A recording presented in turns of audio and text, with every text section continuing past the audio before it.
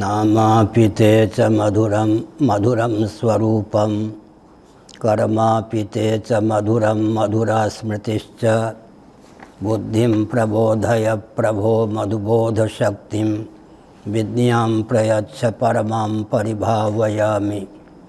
कोमलं कूजयन् वेणुं श्यामलोऽयं कुमारकः वेदवेद्यं परं ब्रह्म भासतां हृदये मम। नारायणाखिलगुरो भगवन्नमस्ते शिवाय नमः शिवलिंगाय नमः। तन्मे मनः शिव संकल्पमस्तु सर्वे भवन्तु सुखिनः। मुझे बहुत ही प्रसन्नता है कि मान्य श्री वैज्ञानिक महानुभावों ने अद्भुत आस्था और अपनत्व पूर्वक अपने भावों को ललित शब्दों में प्रस्तुत किया है। परसों मैं एक महान भाव के मुखारबिंद से कृषि विज्ञान पर वक्तव्य सुन रहा था। वे नित्य ही प्रवचन में सम्मिलित हो रहे हैं, मुझे प्रसन्नता है। मैं एक संकेत करना चाहता हूँ। फलावसानम जगत, भगवत्पाद आदि शंकराचार्य महाभाग ने छांदोग्य श्रुति के भाष्य में इस तथ्य को उद्भाषित किया है कि फल में पर्यवसान होता है जगत का। जैसे हम वृक्ष लगाते हैं, आम का ही पौध लगाया तो परिणाम में आम की प्राप्ति होनी चाहिए। फलावसानम जगत, एक दृष्टिकोण यह है कि भगवान अपनी माया शक्ति या प्रकृति के योग से आकाश को उत्पन्न करते हैं,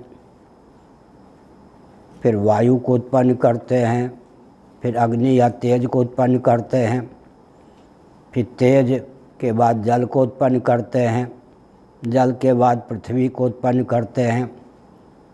कल मैंने संकेत किया था, मूल कारण वही हो सकता है जो निर्विशेषता की अवधि हो, और अंतिम कार्य वही हो सकता है जो सविशेषता की अवधि हो। त्रिपाठी जी लाडले प्यारे सुन रहे हैं, कल उन्होंने प्रश्न भी किया था। तो मैं एक संकेत करता हूँ, पृथ्वी अंतिम कार्य क्यों है? इसका उत्तर यही हो सकता है कि पृथ्वी अपने से अधिक विशेषता वाली किसी वस्तु को उत्पन्न नहीं करती। कहीं न कहीं जाकर कार्य का विराम होना चाहिए। अगर विराम रहित कार्य हुआ तो न वो विज्ञान सिद्ध होगा, न दर्शन सिद्ध होगा, न व्यवहार का संपादन उससे हो सकेगा। हम गतिशील होते हैं तो गति का समापन गंतव्य तक पहुंचने पर होता है। पृथ्वी अंतिम कार्य है, क्योंकि पृथ्वी में जो 5 गुण हैं, शब्द स्पर्श रूप रसगंध, उससे अधिक विशेषता वाली कोई वस्तु से उत्पन्न नहीं होती है। वृक्षादि जो हैं, कल मैंने यह भी कहा था, पृथ्वी के तारतम्य संघात हैं। पृथ्वी से अतिरिक्त कोई तत्व या कार्य नहीं है। इसी प्रकार गणित के दृष्टि से विचार करने पर पृथ्वी का कारण जल ही हो सकता है, क्योंकि वो सन्निकट निर्विशेष है। पृथ्वी में 5 गुण हैं तो जल में 4 ही गुण होते हैं। जल का कारण अग्नि या तेज ही हो सकता है, क्योंकि जल की अपेक्षा तेज सन्निकट निर्विशेष है। तेज में शब्द स्पर्श रूप 3 ही गुण होते हैं। तेज या अग्नि का कारण वायु तत्व ही हो सकता है, क्योंकि सन्निकट निर्विशेष तेज के वायु तत्व ही है।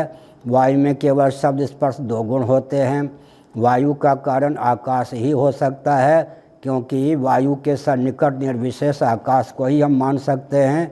आकाश में केवल 1 गुण है, शब्द।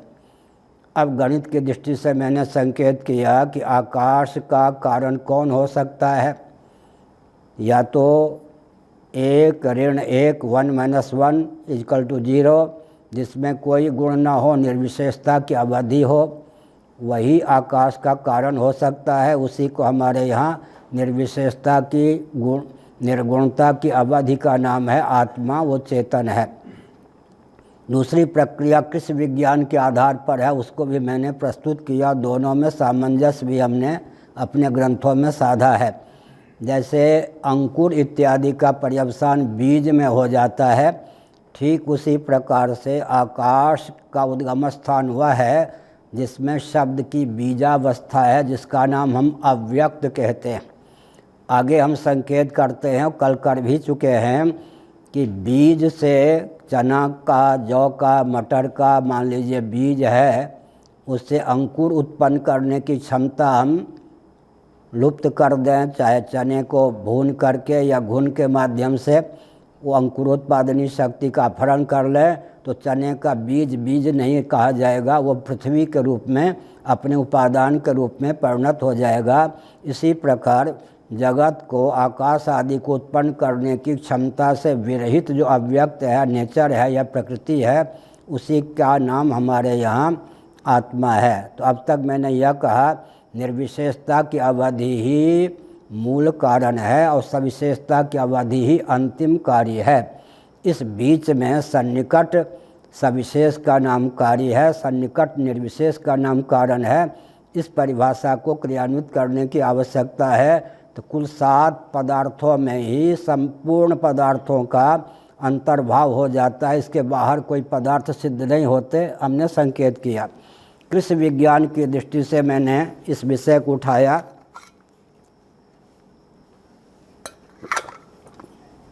एक नियम है कि कोई भी कारण अपने से सन्निकट सविशेष कार्य को उत्पन्न करके अपना अस्तित्व लुप्त नहीं करता, विद्यमान ही रहता है।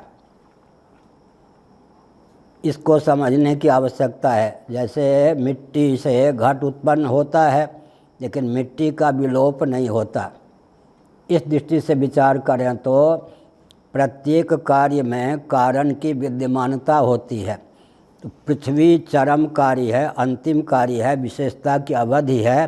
तो पृथ्वी में जल भी सन्निहित है, तेज भी सन्निहित है, वायु भी सन्निहित है, आकाश भी सन्निहित है, अव्यक्त प्रकृति या नेचर भी सन्निहित है और आत्म तत्व भी सन्निहित है। पृथ्वी विशेषता की अवधि है। अब कृषि विज्ञान को उन्नत करने के लिए एक बहुत आवश्यक तथ्य है। श्रीमद् भागवत के 4 स्कंद में पृथु जी का उपाख्यान है, इतिहास है, जिसमें उन्होंने पृथ्वी को गाय के रूप में प्रस्तुत देखा। पृथ्वी का अधिदैविक स्वरूप ही हमारे पुराणों में, वेदों में गाय है। भू सूक्तम के माध्यम से भी यह तथ्य सिद्ध है और पाश्चात्य जगत के वैज्ञानिक ने भी पहले पृथ्वी के केंद्र का अनुसंधान किया। बाद में जब उसने कहा कि उसकी आकृति गाय जैसी है तो उपहास का पात्र बना। लेकिन हम लोगों ने जब समर्थन किया कि ठीक हमारे यहाँ पृथ्वी का अधिदैविक स्वरूप गाय माना गया है, पृथु जी के उपाख्यान में पृथ्वी गाय के रूप में प्रस्तुत थी। पात्र भेद से और दोग्धा के भेद से गाय के दोहने पर विशेष प्रकार की अन्न की उत्पत्ति हुई। 17 प्रकार के अन्न का वर्णन महाभारत में है। अन्न के जितने प्रभेद हैं उनको मुख्य रूप से 17 में हम सन्निहित कर सकते हैं। चतुर्दश माने 14 होता है। चतुर्दश भुवनात्मक ब्रह्मांड में जितने प्राणी हैं, निसर्ग सिद्ध उनका जो आहार अन्न है, उसकी उत्पत्ति का उद्गम स्थान पृथ्वी है। इस रहस्य को अगर कोई जान जाए तो कृषि विज्ञान में लोकोत्तर चमत्कृति हो सकती है। कृषि दर्शन नामक एक ग्रंथ हमने लिखना प्रारंभ किया था। 100 से अधिक पृष्ठ हो जाने पर फिर धारा कहीं गणित की ओर चल पड़ी। संयोग लगने पर 400-500 पृष्ठों में कृषि दर्शन ग्रंथ पूरा हो सकता है। तो हमने अब तक ये कहा कि अन्न का स्वरूप पहले समझना चाहिए। एक बहुत दिव्य विज्ञान से संपन्न पृथु जी का चरित्र है, जिन्होंने 17 प्रकार के अन्न पृथ्वी से प्राप्त किया। आपको यह सुनकर आश्चर्य होगा कि नृत्य का नाम भी अन्न है, गान का भी नाम अन्न है, सौंदर्य का नाम भी अन्न है, सिद्धियों का नाम भी अन्न है। अन्न की बृहद परिभाषा पृथु जी के चरित्र से हमको प्राप्त होती है। अब थोड़ा विचार कीजिए। पृथ्वी में आकाश भी सन्निहित है। पंचीकरण की प्रक्रिया के अनुसार या कारण की अनुगति कार्य में होती है सिद्धांत के अनुसार, तो आकाश से शब्द की निष्पत्ति होती है। जो भी गायक होते हैं विचार करके देखें तो वो क्या है, गान भी एक प्रकार से अन्न है, क्योंकि शब्द भी अन्न है, स्पर्श भी अन्न है, रूप भी अन्न है, रस भी अन्न है, गंध भी अन्न है। इसीलिए जीव का भोग्य आकाश भी है, वायु भी है, तेज भी है, जल भी है, पृथ्वी है। सौंदर्य की प्राप्ति होती है तेज के द्वारा, सूर्य के द्वारा, चंद्रमा के द्वारा, अग्नि के द्वारा। सौंदर्य की प्राप्ति भी अन्न है। इसी प्रकार जीवो जीवस्य जीवनम श्रीमद् भागवत में कहा गया प्रथम स्कंध में कि जीव जीव के आहार हैं। तो विस्तृत बहुत से ऐसे जीव हैं जो जीवों को खा करके जीवों के शरीर के द्वारा ही परिपुष्ट होते हैं। लेकिन विविध प्रकार के अन्न का जो वर्णन किया गया उसमें संगीत भी है, नृत्य भी है। आपको सुनकर आश्चर्य होगा कि ऋषि मुनि होते हैं, उनके अन्न के रूप में वेद का वर्णन किया गया है। वेद भी अन्न है और हमारे जीवन में उसके पात्र कौन हैं? इंद्रिय, मन और बुद्धि। इंद्रियाणि मनोबुद्धि रस्याधिष्ठान मुच्यते। काम के निवास स्थान, क्रोध के निवास स्थान जिस प्रकार इंद्रिय मन बुद्धि हैं, उसी प्रकार वेद के निवास स्थान भी इंद्रिय मन बुद्धि को ही माना गया है। विशेषकर मैं एक संकेत करता हूँ, जो भी काल गर्भित और कालातीत पदार्थ हैं सबका ज्ञान वेदों के द्वारा होता है। हमारे आपके जीवन में अंतःकरण में मन बुद्धि चित्त अहंकार में चारों प्रकार के वेद सन्निहित हैं। हमारे आपके अंतःकरण में भी वो क्षमता है कि काल गर्भित और कालातीत जितने तत्व होते हैं सब में उसकी गति होती है। मैंने अब तक संकेत किया, ये जो पृथ्वी है इसमें सकल कला और विद्या का सन्निवेश है। बहुत सी कलाओं का उद्भव स्थान आकाश है, बहुत सी कलाओं का उद्भव स्थान वायु है, फिर तेज है, फिर जल है, फिर पृथ्वी है। इन सब तथ्यों को ख्यापित किया। कल त्रिपाठी जी ने लोकांतर के बारे में कुछ प्रश्न किया था, तो मैं एक संकेत करना उचित समझता हूँ इस संदर्भ में कि हमारे आपके जीवन में तयोर व्यष्टि समष्टिता, व्यष्टि में जो कुछ सामग्री है हमारे आपके जीवन में समष्टि में भी है। मैं एक बहुत मोटा उदाहरण देता हूँ। विश्व का मानचित्र या नक्शा लीजिए, ग्लोब लीजिए, भारत कितना क्षेत्रफल घेरेगा, लेकिन भौगोलिक धरातल पर भारत का विस्तृत क्षेत्र है। इसी प्रकार हमारे आपके जीवन में पिंड में जो कुछ सामग्री है समष्टि में विशाल रूप में व्यापक रूप में उसकी उपलब्धि होती है। हमारे आपके जीवन में मूलाधार है, फिर क्या है, कौन सा है, स्वाधिष्ठान चक्र है। मूलाधार से ऊपर स्वाधिष्ठान चक्र है। स्व का अर्थ होता है प्राण। छांदोग्य उपनिषद के अनुसार प्राणों का पोषण जल की प्रधानता से होता है। जल पीने पर हमारे प्राण परिपुष्ट रहते हैं। मूलाधार पृथ्वी लोक है, स्वाधिष्ठान उसके बाद जल लोक है। हमारे जीवन में भी लोकांतरों की प्रतिष्ठा है। उसी के हिसाब से समष्टि में बाह्य जगत में भी लोकांतरों की प्रतिष्ठा है। हमारे आपके जीवन में मणिपूरक चक्र है, वो तेजोमय है, उसमें तेज या अग्नि की प्रधानता है, निवास है उसमें। उसके बाद हमारे आपके जीवन में अनाहत चक्र है हृदय में, जिसमें वायु की प्रधानता है, जो वायु लोक का प्रतीक है।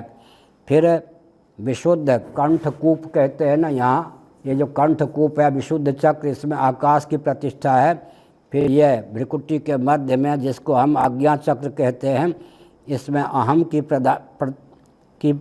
प्रधानता है। ये जनों लोक का स्थान है। इसी प्रकार से आगे चल के हम देखें तो ब्रह्मरंध्र, उसमें महत तत्व की प्रतिष्ठा है। कल जो प्रश्न किया था त्रिपाठी जी ने, वो ब्रह्मलोक है। हमारे यहाँ ब्रह्मलोक, यहाँ वहाँ तो चतुर्दश भुवनात्मक ब्रह्मांड में सबसे जो ऊपर है उसका नाम ब्रह्मलोक है। भूर्भुवः स्वः महाजना तपसत्यम, सत्यलोक। हमारे जीवन में जो सहस्रार का स्थान है यही ब्रह्मलोक का प्रतीक है। अब मूलाधार के नीचे ये जो भू के नीचे के लोक हैं उन सब की प्रतिष्ठा है। और एक मैं संकेत करता हूँ, ये लोकांतर हैं या नहीं, तो इस वैज्ञानिक युग में तो लोकांतर को सिद्ध करने में बहुत सुगमता है। अगर मंगल नामक कोई ग्रह ही नहीं है तो मंगल तक पहुंचने के लिए यान को भेजने की आवश्यकता ही क्यों। किसी न किसी यंत्र के द्वारा मंगल का दर्शन हुआ होगा, तब तो मंगल ग्रह तक यान को भेजने का प्रकल्प चलाया गया। और विशेष करके हमको देखना चाहिए कि चंद्रमा का दर्शन हमको नेत्रों के द्वारा होता ही है, सूर्य का दर्शन होता ही है, अग्नि का दर्शन होता ही है, नक्षत्र मंडल या तारों का दर्शन होता है। ये सब के सब लोकांतर हैं। एक संकेत और करना चाहता हूँ, इन लोकांतरों में पहुँचने के लिए ऊर्ध्व जो लोक हैं, तैत्तिरीय उपनिषद आप अध्ययन कीजिएगा, उसमें विस्तार पूर्वक इन सब तथ्यों का प्रकाश मिल जाएगा। भू के ऊपर भुवा है, भुवा लोक में कौन रहते हैं? यक्ष रहते हैं, गंधर्व रहते हैं। मनुष्य की अपेक्षा उत्कृष्ट ज्ञान विज्ञान आयु सौंदर्य संपन्न ये हैं। उसके बाद में पितृलोक है, उसके बाद में देवलोक है, देवलोक के बाद में देवताओं के जो राजा इंद्र हैं उनका निवास है। इंद्रलोक के ऊपर भी फिर बृहस्पति जी, बृहस्पति जी कौन है? जिनका तप, जिनका ज्ञान, जिनका वैभव इंद्र से भी उच्च है, उनका नाम बृहस्पति है, बृहस्पति जी का लोक है।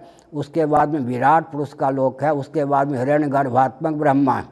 यही भुवा स्व मह जन तप सत्यम का स्वरूप बताया गया है। अब 3 प्रकार है इन लोकों में पहुंचने के। पहला प्रकार क्या है? सुनकर आश्चर्य होगा।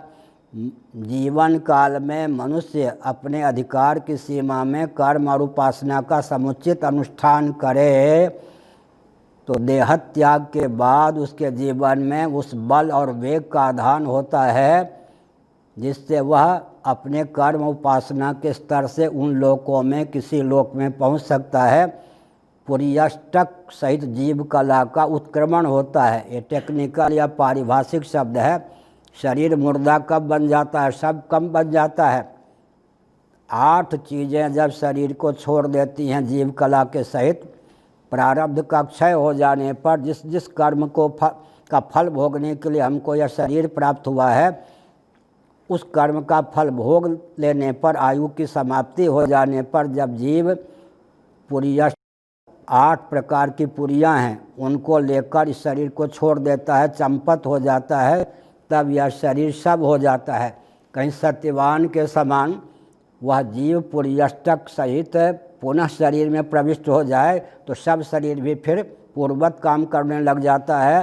पुर्यष्टक जैसे बाहर 8 पुरियाँ हैं, अयोध्या मथुरा, या जैसे जगन्नाथपुरी में हम बैठे हैं, ये 7वीं नहीं 8वीं पुरी है। द्वारकापुरी 7वीं है, जगन्नाथपुरी 8वीं पुरी है।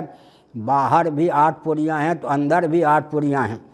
उनका वर्णन मैं करता हूँ संक्षेप में, समय की सीमा में बहुत कुछ कहने का विचार है। कर्मेंद्रिय पंचक, ये भी पुर है।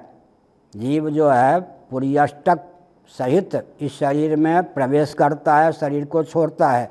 कर्मेंद्रिय पंचक, 5 कर्मेंद्रियों को मिलाकर एक कर दिया तो कर्मेंद्रिय पंचक, फिर ज्ञानेंद्रिय पंचक, फिर प्राण पंचक, फिर अंतःकरण चतुष्टय अंतःकरण पंचक।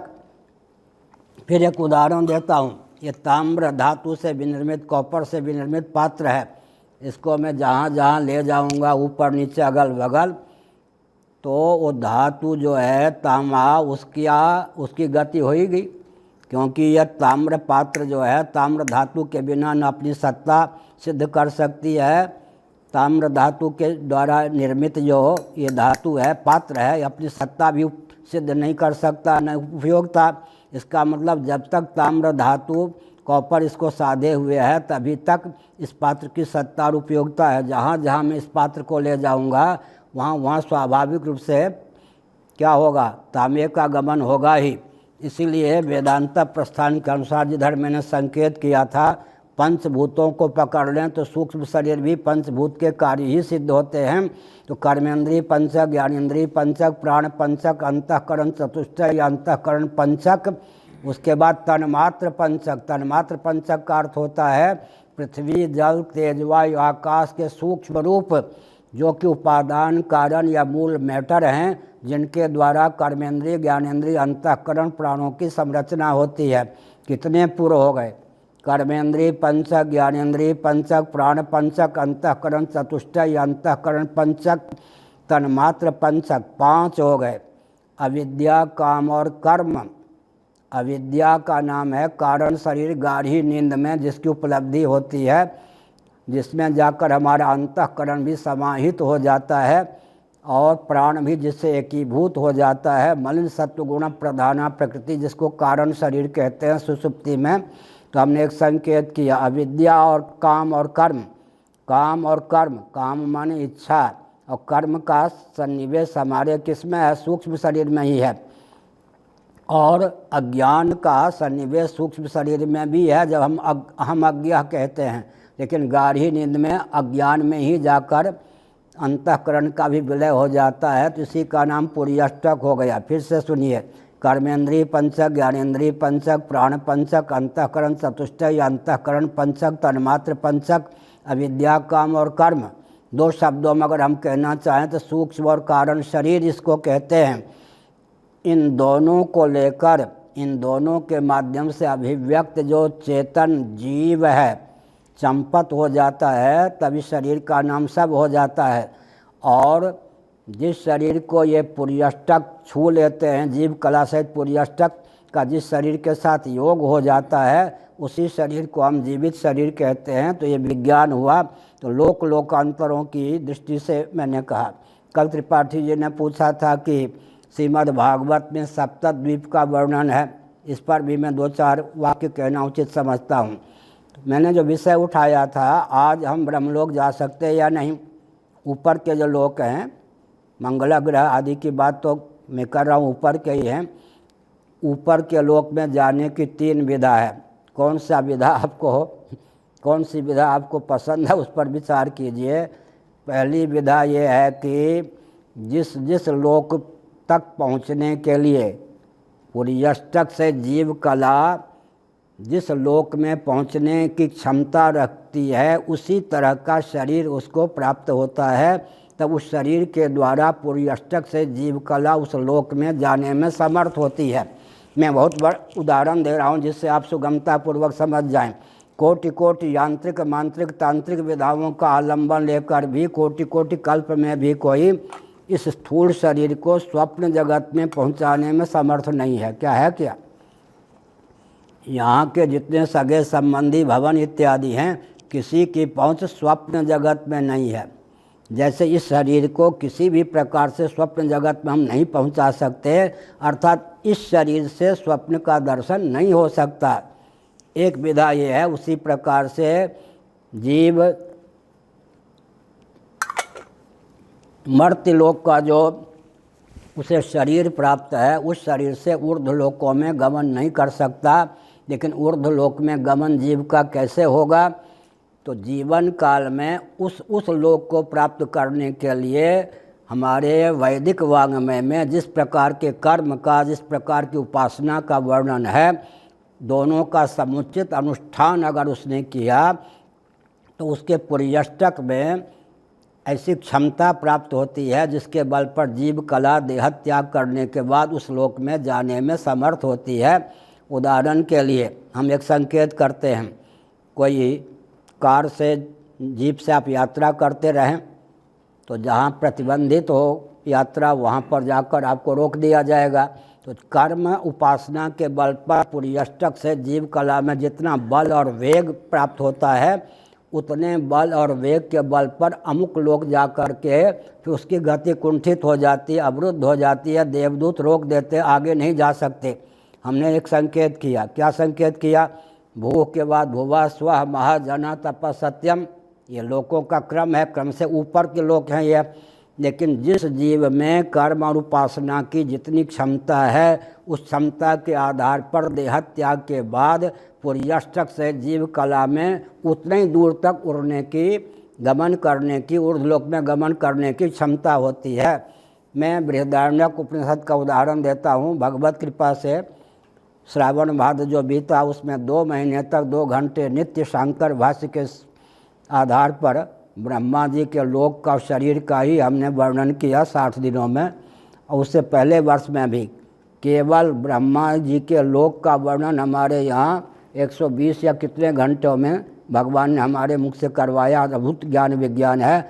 मैं संकेत करता हूँ, आज जो ब्रह्मा जी के पद पर हैं, आपको सुनकर आश्चर्य होगा। मर्त्यलोक में, भारतवर्ष में, उत्तम कुल में उनका जन्म हुआ था। मनुष्य थे वो। उन्होंने विधिवत विधिवत क्या किया, कौन सा याग किया, अश्वमेध याग का वर्ण आलंबन लिया। इतर फल को लक्ष्य न बनाकर अश्वमेध के जो देवता ब्रह्मा हैं, हिरण्यगर्भ हैं, उन्हीं को लक्ष्य बनाकर अश्वमेध का आलंबन लिया, जिसके फलस्वरूप देहत्याग के बाद वो ब्रह्मा जी के पद पर प्रतिष्ठित हैं। ब्रह्मा जी की आयु भी मैं बता दूं 31 नील 10 खरब 40 अरब वर्ष मर्तलोक की गणना के अनुसार ब्रह्मा जी की आयु होती है, और ब्रह्मलोक के अनुसार 100 वर्ष कुल ब्रह्मा जी की आयु होती है। आज जो ब्रह्मा जी के पद पर प्रतिष्ठित हैं 51वें वर्ष में चल रहे हैं। मर्तलोक की दृष्टि से 31 नील 10 खरब 40 अरब वर्ष ब्रह्मा जी की आयु होती है। आज जो ब्रह्मा जी के पद पर हैं आधी आयु व्यतीत कर चुके हैं, तो ब्रह्मलोक में जाने के अनुकूल उन्होंने कर्म उपासना का आलम्बन लिया, जिसके फलस्वरूप वो ब्रह्मलोक में आज प्रतिष्ठित हैं। तो हमने संकेत किया कि मर्त्यलोक का मनुष्य ही वेदादि शास्त्र सम्मत कर्म और उपासना का आलम्बन लेकर अपने जीवन में वह बल और वेग अर्जित करता है कि देहत्याग के पश्चात तत्त योग लोक में उसके द्वारा अर्जित योग्यता क्षमता के अनुसार पुर्यष्टक से जीव कला का उत्क्रमण होता है। लोकांतरों में जाने की एक विधा है। देहत्याग के बाद ही तत्त लोक ऊपर के लोक की प्राप्ति हो सकती है। दूसरी विधा है, चिंता करने की आवश्यकता नहीं है। मंगलयान पर चंद्रयान पर यान भेजने वाले, चंद्रलोक पर यान भेजने वाले निराश ना हो। दूसरी विधा है देवर्षि नारद की। देवर्षि नारद की 14 भुवनात्मक ब्रह्मांड में अप्रत्याहत गति है, बेरोक टोक। मैं एक संकेत कर देता हूँ, कोई कामी व्यक्ति हो जिसकी आँख विकृत है, तो जो सुशीला देवियाँ होती हैं अपने मुँह को छिपा लेती हैं। इसका मतलब क्या हुआ, कामी व्यक्ति की अप्रत्याहत गति नहीं होती है, ये कुदृष्टि से न देख दे। लोभी व्यक्ति होगा तो व्यक्ति अपने धन को छिपाने का प्रयास करेंगे, कुदृष्टि से न देख दे। क्रोधी व्यक्ति होगा तो अरे वो दुर्वासा कहीं आके साप ही न दे दे, गाली गलौज न करे। तो हमारे जीवन में अप्रत्याहत गति हमारी क्यों नहीं होती? काम के कारण, क्रोध के कारण, लोभ के कारण, मोह के कारण। इन सब मनोविकारों पर जीवन काल में जो विजय प्राप्त कर लेता है योग संपदा के बल पर, उसके जीवन में वह क्षमता आती है कि वो नारद जी के समान 14 भुवनात्मक ब्रह्मांड में प्राप्त शरीर से ही जा सकता है, आ सकता है। तो एक सिद्ध योगियों की गति इन भुवनों में होती है। तीसरी बात यांत्रिक विधा की है। यांत्रिक विधा से जैसे मंगल ग्रह पर मनुष्य को भेजने की योजना चल रही है, चंद्रयान के बाद, चंद्रयान अगर सफल हो गया, अभी कह रहे थे थोड़ी सी भूल के कारण इतना सफल होने पर कुछ असफलता मिल गई, मान लीजिए कल सफलता मिल जाए, तो अब हम एक संकेत करते हैं आगे जो होगा। अगर मनुष्य एक है क्या, कर्मोपासना के बल पर मांत्रिक विधा है। देवर्षि नारद आदि में जो अप्रत्याहत गति है वो तांत्रिक विधा है। अब यांत्रिक विधा के द्वारा कोई कहाँ पर मंगल तक पहुँच भी जाए, चंद्रमंडल तक पहुँच जाए, कल्पना करने में क्या आपत्ति है। लेकिन होगा क्या, ध्यानपूर्वक सुनिए, वहाँ का लोक उसको दिव्य रूप में दिखाई नहीं पड़ेगा। वहाँ के लोक में रहने और वहाँ के लोक के दिव्य पदार्थों को देखने योग्य दृष्टि उसको प्राप्त नहीं होगी। मैं उदाहरण देता हूँ, ध्यानपूर्वक इतिहास सुनिए। कर्म और उपासना के बल पर, संयम के बल पर धर्मराज युधिष्ठिर सदेह स्वर्ग पहुँच गए। सदेह स्वर्ग पहुँचे, इसका अर्थ क्या होता है? और कठोपनिषद का अध्ययन कीजिए। पिता ने कुपित होकर कुछ कह दिया, बेटे ने सोचा क्रोध के कारण सही मेरे पिता की बात अन्यथा सिद्ध न हो, तपोबल से वो यमराज के लोक में चले गए जीवित ही। नचिकेता और यमराज का संवाद है या नहीं, उनसे तत्व ज्ञान ले आए कठोपनिषद में। कोई व्यक्ति तपोबल से ऊर्ध्वलोक में जा सकता है।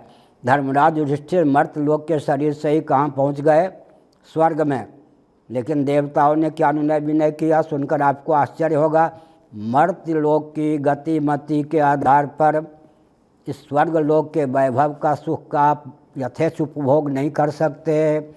इसीलिए राजन आपसे अनुनय विनय है कि आप तपोबल से, धर्म की निष्ठा के प्रभाव से भले ही स्वर्ग में सदैव पहुँच गए हैं, स्वर्ग की नदी मंदाकिनी में गोता लगाकर योग बल से शरीर का त्याग कीजिए। द्रव्य सूक्ष्म विपाकात्मक दिव्य शरीर आपको प्राप्त होगा। उसके माध्यम से दिव्य सूक्ष्म शरीर कारण शरीर की अभिव्यक्ति होगी, तभी आप स्वर्गीय सुख का उपभोग कर सकते हैं। इसका मतलब मर्त्य लोक का व्यक्ति कदाचित, अर्जुन चूँकि नर ऋषि के अवतार थे, आपको सुनकर आश्चर्य होगा, समय समय पर वो 12 वर्षों के लिए जो वनवास प्राप्त हुआ था, 5 वर्ष तो रहे थे कहाँ? इंद्र के पास, अपने पिता के पास। कहाँ पर? इंद्रलोक में। और इंद्र उनको बेटा समझ करके, इंद्र के अंश से उत्पन्न हुए थे, अपने गद्दी पर बैठाते थे। जीवन काल में सदैव अर्जुन इंद्रलोक में पहुंच सकते थे तपोबल से। महाभारत में इसका विस्तृत वर्णन है। स्वर्गारोहण के समय भले उनको देह छोड़ना पड़ा, लेकिन जीवन काल में 5 वर्षों तक 12 वर्षों में तो वो दिव्य लोक में, इंद्रलोक में ही बने रहे। तो हमने संकेत किया कि तत्त लोक में पहुंच करके भी वहाँ का सुख यथेच्छ भोग सकें। तो जैसे हम स्वप्न जगत में पहुंचना चाहेंगे तो मनोमय शरीर हमको धारण करना पड़ेगा। इस शरीर की गति स्वप्न में नहीं है। इसी प्रकार कोई यांत्रिक विधा से कल्पना कीजिए ऊर्ध्वलोक में चला भी जाएगा तो ऊर्ध्वलोक का दर्शन उसको इन प्राकृत नेत्रों से नहीं हो सकता। वहाँ यांत्रिक विधा से जा कर के भी वहाँ के सुख का, वैभव का दर्शन आदि उपभोग नहीं हो सकता है। अब ये रह गई बात सप्तद्वीपाच मेदिनी। आजकल के भूगोल के जानने वाले क्षार सिंधु से परिवेष्टित जो भूभाग है उसी के साथ विभाग कर लेते हैं, लेकिन श्रीमद् भागवत में उत्तरोत्तर क्षेत्रफल में दुगुणता है और दिव्यता भी है। 6 सप्तद्वीपाच मेदिनी, 6 द्वीपों का दर्शन हमको नहीं हो रहा है आजकल। तो पृथ्वी संकुचित हो गई या नहीं? आजकल की जो पृथ्वी है केवल एक द्वीप वाली है, क्षार सिंधु से परिवेष्टित है। बाकी जो 6 द्वीप हैं उनकी दिव्यता का वर्णन है, वो केवल काव्य नहीं है, ऐतिह्य तथ्य है, भौगोलिक तथ्य है। फिर उनका दर्शन क्यों नहीं होता? इसका उत्तर क्या दिया गया है? एक ही वाक्य बोलूँगा, और भी संकेत करना है समय की सीमा में। एक वाक्य में संकेत करता हूँ, महायंत्रों का प्रचुर आविष्कार और प्रयोग हो तो उसका फल क्या होता है? बुरा न मानो होली है। हम विकास के अत्यंत पक्षधर हैं, लेकिन विकास के गर्भ से विस्फोट न निकले, इसके लिए सावधान रहने की भी आवश्यकता है। मैंने क्या कहा? मैंने यह कहा कि महायंत्रों का प्रचुर आविष्कार और प्रयोग भी होता रहे, कोई दिव्य वस्तु और व्यक्ति भी दृष्टिगोचर हो जाए, संभव नहीं है। रामचरितमानस में कैकेयी ने महाराजा अधिराज दशरथ को ताना कसते हुए एक उदाहरण दिया। दोनों हो एक संग भुआला, हंसब ठठाऊ फुलाय उगाला। राजन एक काला बच्छेदे ने कोई गाल फुला कर रह सके और ठहाका मार के हंस सके, संभव नहीं।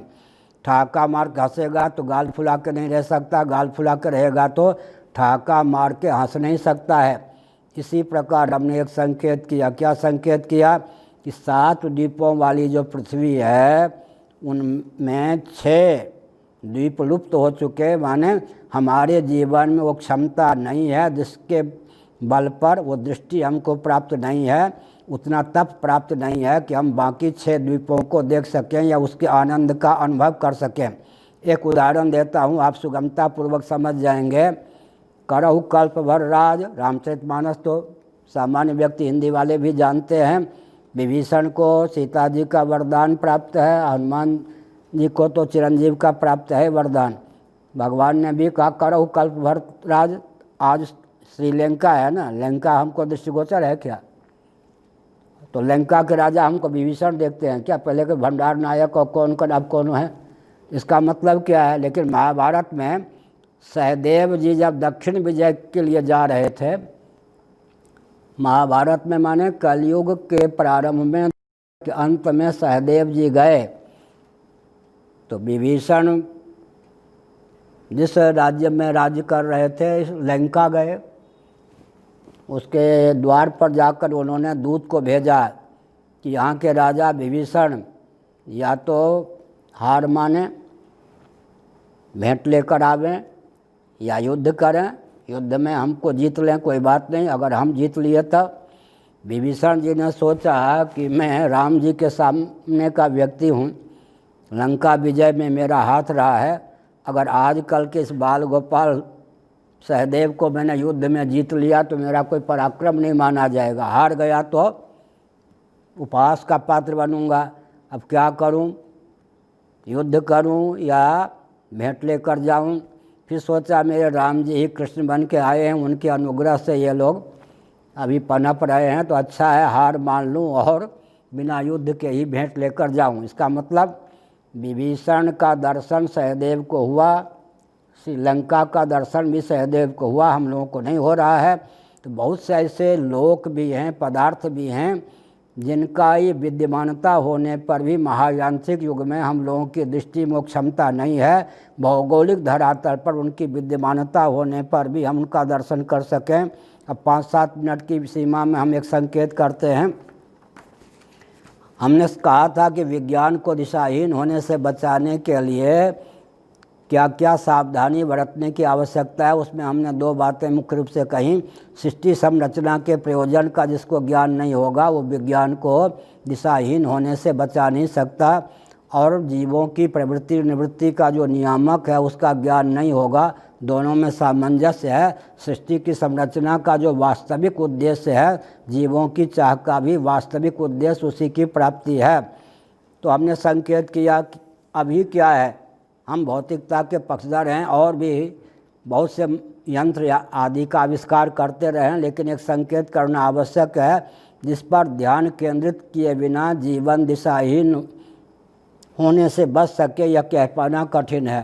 3-4 शाप भौतिकवादियों को प्राप्त है। भगवद गीता के 3 अध्याय के अनुसार बोल रहा हूँ, सावधान। भौतिकवादियों को भगवान श्री कृष्ण का, आध्यात्मिक मनीषियों का, उपनिषद आदि का पहला शाप क्या प्राप्त है? जीवन भर जानकारी प्राप्त करते रहो, जो जानना था जान चुका, इस प्रकार की अनुभूति नहीं होगी, ज्ञातव्य बना ही रहेगा। पहला शाप। यद ज्ञात्वा ने भूयोन्यद ज्ञातव्यम अवशिष्यते। मैंने पहले कहा था भगवान श्री कृष्ण का वचन गीता के 7वें अध्याय आदि में ढूंढिए। ज्ञातव्य का अंत भौतिक विधा से नहीं होगा, क्योंकि एक तत्व को, भगवत तत्व को, आत्म तत्व को या ब्रह्म तत्व को या स्वप्रकाश ज्ञान को ही जब तक जगत का अभिन्न निमित्तोपादान कारण मेकर और मेटर नहीं मानेंगे तब तक एक विज्ञान, कस्मिन् विज्ञाते सर्वमिदं विज्ञातम भवति, एक विज्ञान से सर्व विज्ञान की पूर्ति नहीं होगी। तो आजकल जो मनुष्य है वो हृदय पर हाथ रखकर जो जानना था जान चुका या अनुभव नहीं कर सकता, तो ज्ञातव्य शेष रह जाता है। जो पाना था पा चुका, मेरा कोई प्राप्तव्य शेष नहीं है। इस प्रकार की अनुभूति भौतिकवादी के जीवन में कभी हो ही नहीं सकती। और जो कर्तव्य था उसे कर चुका, मेरा कोई कर्तव्य शेष नहीं है। लेकिन अध्यात्म की विशेषता क्या है, इस पर ध्यान दीजिए। यस्त्वात्मरतिरेव स्यादात्मतृप्तश्च मानवः आत्मन्येव च सन्तुष्टस्य कार्यं न विद्यते नैव तस्य कृतेनार्थो न कृतेनेह कश्चन न चास्य सर्वभूतेषु कश्चिदर्थव्यपाश्रयः कृतकृत्यश्च जायते। 15वां अध्याय। 3 और 15वें अध्याय का अध्ययन कीजिए तो, और 7वें अध्याय में यज् ज्ञात्वा ने भूयोन्यज् ज्ञातव्यम अवशिष्यते। तत्वज्ञ का, आध्यात्मिक मनुष्य का कुछ ज्ञातव्य शेष नहीं रहता, प्राप्तव्य शेष नहीं रहता, कर्तव्य शेष नहीं रहता। और अगर ज्ञातव्य शेष बना रहा, कर्तव्य शेष बना रहा, प्राप्तव्य शेष बना रहा, तो जीवन की सार्थकता नहीं मानी जा सकती। एक और संकेत करके वचन को विराम देता हूँ। आप लोग तो बहुत अच्छे हैं, किसी ने शास्त्र पर कटाक्ष नहीं किया। कल आप लोगों की भावना से मैं बहुत प्रमित हुआ कि स्वतंत्र भारत के राजनेताओं ने कलुषित मस्तिष्क से पाश्चात्य जगत की कूटनीति के शिकार होकर मनवादी शास्त्रों को, धर्मनिष्ठा आदि को कोसने का प्रयास किया। हमारे बलराम जी ने कितना बढ़िया भाव व्यक्त किया। अमेरिका में रहते हैं, प्रौढ़ वैज्ञानिक हैं, विश्व में ख्याति प्राप्त हैं, धर्म से उत्तप्रेत भावों को व्यक्त किया। 25 माताएं खड़ी कर दें, इनमें माता जी ये हैं, बहन जी ये हैं, भाभी जी ये हैं, पत्नी जी ये हैं, इसका ज्ञान क्या, इस कैसे होगा? और हम धर्म को स्वीकार नहीं करेंगे तो हाड़ मांस के शरीर के दृष्टि से माता बहन इत्यादि की विभाजक रेखा नहीं होगी। 25 पुरुषों को खड़ा कर दीजिए, अगर हम धर्म को नहीं मानते हैं, ये पिता हैं, ये भाई हैं, इन सब का विभाजन कैसे होगा? तो धर्म को तो हमको स्वीकार करना पड़ेगा। धर्म का पहला लक्षण है, सिद्ध लक्षण है। धर्म से हम कैसे बचेंगे जी? पार्थिव प्रपंच को धारण करने वाली पृथ्वी है, वो धर्म है, सिद्ध धर्म का लक्षण। पृथ्वी को धारण करने वाला जल, जल को धारण करने वाला तेज, तेज को धारण करने वाला वायु, वायु को धारण करने वाला आकाश, आकाश को धारण करने वाला कौन? अव्यक्त, अव्यक्त को प्रतिष्ठित करने वाला, उसमें सत्ता चित्ता प्रियता का अपनी विद्यमानता से आधान करने वाला आत्मतत्व। धारणा धर्म, यह धर्म का अमरकोश इत्यादि में, महाभारत के शांति पर्व में, कर्म पर्व में, मत्स्य पुराण में क्या लक्षण दिया गया? व्युत्पत्ति लभ्य अर्थ है। दूसरा अर्थ होता है यज्ञ दान तप व्रत, इनके द्वारा जीवन में अद्भुत बल और वेग का आधान होता है। मैं मनुस्मृति का एक वचन पढ़ता हूँ, महायज्ञ से ब्राह्मीयम क्रियते तनु। महायज्ञों के द्वारा, यज्ञों के द्वारा, अंगन्यास के द्वारा, करन्यास के द्वारा, भूशुद्धि के द्वारा, भूत शुद्धि के द्वारा देहेंद्रीय प्राणांतकरण में उस दिव्यता की क्षमता की अभिव्यक्ति होती है, जिसके बल पर व्यक्ति भगवत तत्व ब्रह्म तत्व के साक्षात्कार में समर्थ होता है। तो हमने संकेत किया कि साध्य कोटि का धर्म अगर नहीं है, सिद्ध कोटि का धर्म नहीं है, तो जीवन व्यर्थ ही है। तो हमने संकेत किया कि कौन सा साप प्राप्त हुआ? कर्तव्य का अंत भौतिकवादियों के द्वारा संभव नहीं, ज्ञातव्य का अंत भौतिकवादियों के द्वारा संभव नहीं, प्राप्तव्य का अंत भौतिकवादियों के द्वारा संभव नहीं। भौतिकवादियों के जीवन में एक और त्रुटि क्या होती है? ये जितने भेद हैं,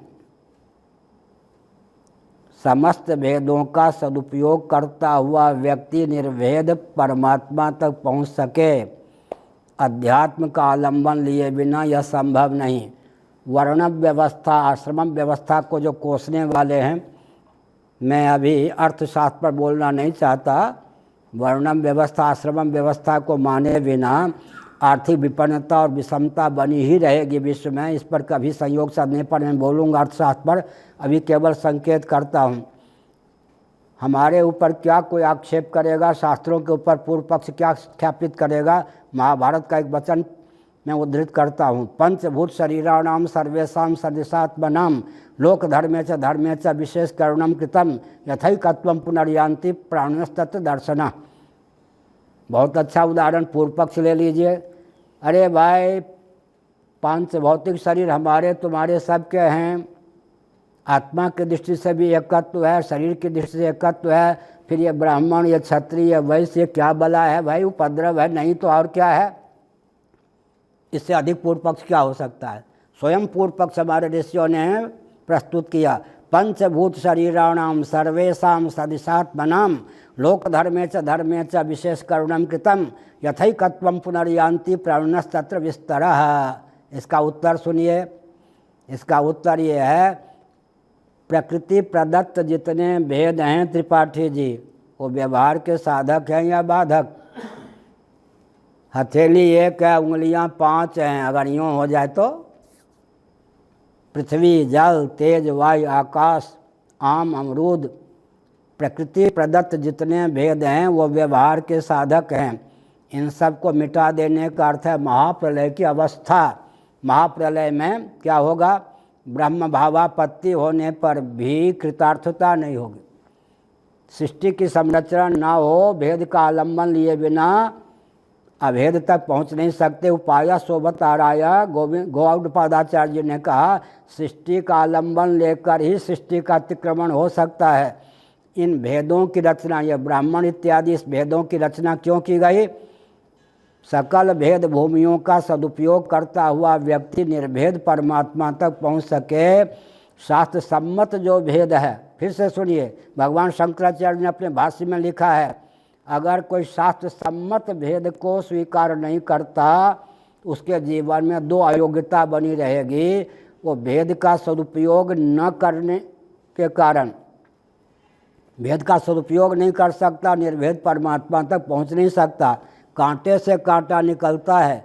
प्रकृति प्रदत्त जितने भेद हैं सबका अतिक्रमण करने का बल और वेग हमारे जीवन में प्राप्त हो, इसीलिए वर्णाश्रम व्यवस्था आदि हैं, ये केवल व्यक्ति की कल्पना है, ऐसा मत मानिए। इनका आलंबन लिए बिना समग्र भेद का हम सदुपयोग नहीं कर सकते और निर्भेद परमात्मा तक पहुंच नहीं सकते। तो आज के प्रवचन का फल ये निकला, ये तो भौतिकवादी हैं, पहला साप उनको यह प्राप्त है, अतीन्द्रिय पदार्थ तक आपके मन की गति नहीं होगी, क्योंकि इंद्रियों की गति केवल वर्तमान तक होती है। इंद्रिय भावापत्ति और विषय लंपटता के कारण जितने भौतिकवादी हैं उनके मन की गति वर्तमान तक ही होती है, अतीत पदार्थों तक, अतीन्द्रिय पदार्थों तक नहीं होती। पहली बात ये।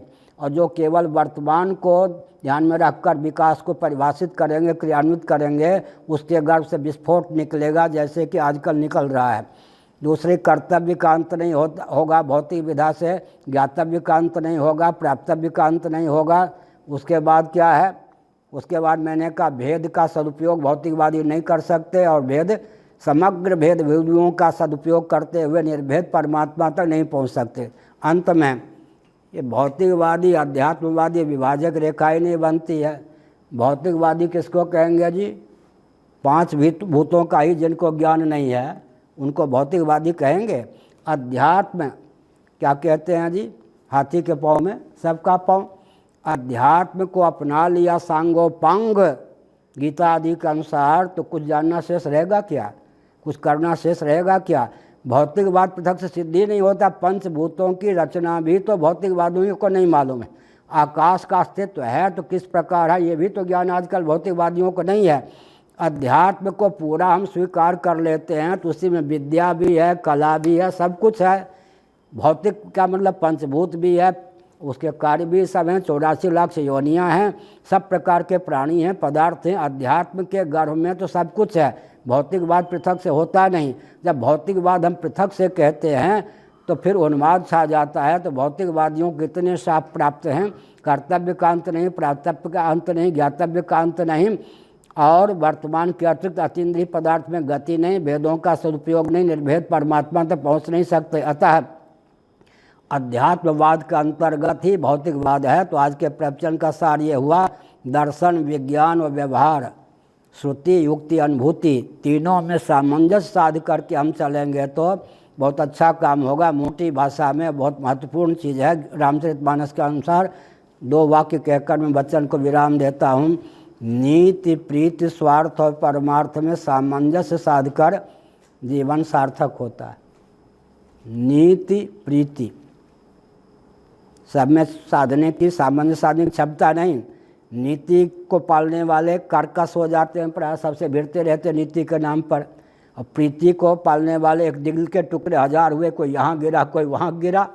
प्रीति वाले नीति का निर्वाह नहीं कर पाते, नीति के पक्षधर प्रीति का निर्वाह नहीं कर पाते। लेकिन शास्त्र क्या कहता है? नीति और प्रीति में सामंजस्य। स्वार्थ के पीछे पड़े रहने वाले परमार्थ तक नहीं पहुँच पाते, केवल परमार्थ के नाम पर फिर दाने दाने के लिए तरस जाते हैं। हमारे यहाँ नीति के साथ प्रीति, व्यवहार के साथ परमार्थ को साधा गया है। तो भौतिकता की बिल्कुल उपेक्षा नहीं है, क्योंकि पंचभूत जो है वो अध्यात्म के बाहर थोड़े है। हमारा शरीर भी पंच भौतिक है, आत्मा से ही, परमात्मा से ही पंचभूतों की उत्पत्ति हुई है। तो हाथी के पाँव में सबका पाँव। केवल विज्ञान में अध्यात्म नहीं समा सकता, और संभव प्रमाण होता है। 100 रुपया कह दिया तो उसमें 75, 95, 99 तक की सिद्धि हो ही गई। अध्यात्म को स्वीकार कर लेने पर भौतिकवाद अपने आप आ जाता है। केवल भौतिकवाद कहने पर अध्यात्म उसमें समा नहीं सकता। इसलिए हमने संकेत किया कि दर्शन, विज्ञान, व्यवहार में सामंजस्य साध करके चलने पर सब कुछ भला हो सकता है। नारायण।